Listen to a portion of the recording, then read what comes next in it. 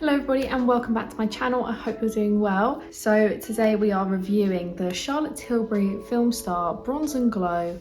Yeah, I think that's what it's called. It's sort of a sculpting and highlighting powder. It's been around for ages, but I've never actually tried it. I've wanted to try it for a really long time, but it's very expensive and I just never got around to buying it. I saw it on sale at Space & K and here we are. I now own her. To be honest, this is a very cool toned sculpting shade, which is interesting because I always have a lot of very warm bronzers and I don't have a lot of contour shades. So if I like this, this could be a good addition to my collection. The packaging of this is so pretty and it is really weighty and just luxurious feeling. Charlotte Tilbury never quite failed to disappoint when it comes to packaging. So I'm really excited to give this a go. This will be a short video, as you can imagine. Let's just jump straight into it. As I'm doing quite a bit, so hopefully you can get a good idea of how everything looks. I'm going to first go in with the Sculpt shade and I'm going to take that on my Morphe A58 brush. I'm not sure how heavy-handed to go, so I'm just going to tap lightly in it and we'll build up as we go. Because it is also more a contour shade, I'm going to really try and hug the contour region because I can be quite broad with bronzer, I guess. Like I throw it over my whole face.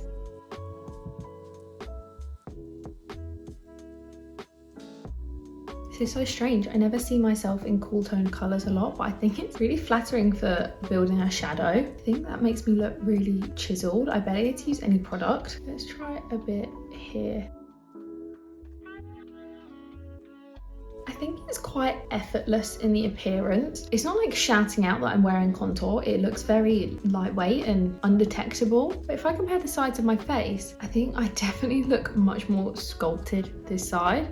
I think it really suits my undertone. This is the light to medium shade. I don't know if there is more, but that's what it says on this, so I'm going to assume there is deeper shades, which there should be, because this is very light and would only really suit people with light skin tones. So I'm just going to put that around the perimeter of my forehead. There's no problems with blending or patchiness. Like I said, it feels very fuss-free. And take some along the jaw as well. I think it's not super pigmented in a way, like I'm pressing my brush in a few times, and when I'm putting it on, I'm not getting a big like splotch of pigment I'm having to blend out. It sort of is just light and effortless. I'm gonna take it on the like edge of my nose. I'm doing on one side so I can do a nice comparison. Normally I do both sides at the same time, so this is taking me a bit longer because I'm being very particular with it as well. I really like this shade. This might lean to me going a bit more gentle and cooler with bronzers because I normally pack on a very warm sunny bronzer. Okay, so here is how it looks. As you can see, it's not very pigmented. If I show you side by side, I look sculpted and it is building up the more I put down. I'm gonna really focus in this area. My description of this would be it's classy, elegant, effortless. Filmstar is actually a really good description for this because especially with this red lipstick, I feel very Marilyn Monroe era. There was quite a lot of really pale celebrities who went for a very slightly sculpted look with a red lip. Am I hitting my Marilyn Monroe era? That is my question. I'm gonna build it up on this side too.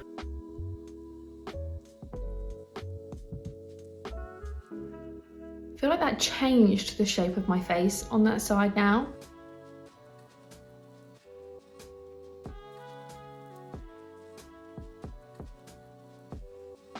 The actual powder as well isn't very powdery. There's very little kickback because I know when I compare it to the Airbrush Flawless Setting Powder, that has a lot of kickback, so I feel like you get through it very quickly. This has practically no kickback. I feel like I'm not even putting a dent in the pattern, which makes me think this would last me a really long time, which is good for the price, I'd say. I was a bit concerned if it was going to be anything like the Airbrush Flawless. An amazing powder that I really love, but I find I go through it so quickly, especially when I don't even put it over my whole face because it just has so much kickback. I'd say this is really beginner friendly because of how not pigmented it is, but it still is giving me a really nice sculpt. I like that. As you can see, I am very fair skinned, so I don't know how this would look on someone with a slightly darker skin tone than me. I'll put something here to explain or show pictures if there is any more shades, because this is what I'm aware of at the moment. This would only work for those select few who have very light, fair skin like me. So that is the Sculpt powder. Nice, I really like that. So now I'm gonna go in with the highlight shade. That actually has a little bit more kickback, which is interesting. So I'm just gonna put it on my nose, first of all. Oh yeah, this is a Real Technique setting brush. Okay, that is a lot more highlighty than I thought it was gonna be. I thought it was gonna be quite like a soft focus. It's subtle in a sense. It doesn't have like glitter particles in it, but it is still there. Let's try it on my actual cheek. And I do like to buff it in, so.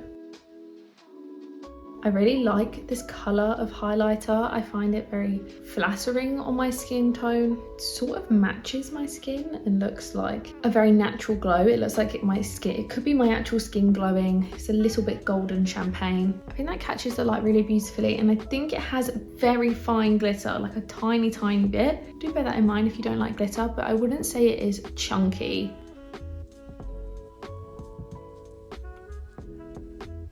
This is definitely my sort of go-to everyday highlighter shade. It is not too intense, it's not in your face, but it is definitely there and still keeps me looking glowy, which I love. I think I really like this palette. I can definitely see myself using it a lot more. I would probably pair it with a bronzer though, depending on how tan I am, because I don't like how I feel like I look really pale at the moment. I could get away with it with this makeup, but if I had more eyeshadow, I would definitely want to bronze. Also, if I was going for a more summery look, I feel like I'd want to be more bronze. Yeah, that is a lovely highlight. I hope you can see that quite well. Let me swatch these. I don't know what they look like swatched. Yeah, I'm having to really build up that sculpting powder on the swatch so you can see it is definitely a buildable product. Yeah, there they are. As you can see, it is sort of a golden champagne-y highlighter, and it looks a bit warm in this lighting, the powder, but yeah, it's definitely on the cooler side, and it is buildable. I can tell that just by swatching the product. But yeah, this is my final look with that palette. I do really like it, and I definitely have a place for it in my collection. I don't have anything like this. This highlighter is something I sort of already have, and it is nice to have it with the contour, so if I was to throw them on together, it is a lot quicker. Let me zoom you out so you can have a look at how everything looks from a distance. Okay, and here is the final look. Lovely slight sculpt, gorgeous highlight. I really like that highlight actually. I think it looks really nice on the camera and it's just catching the light, really pretty.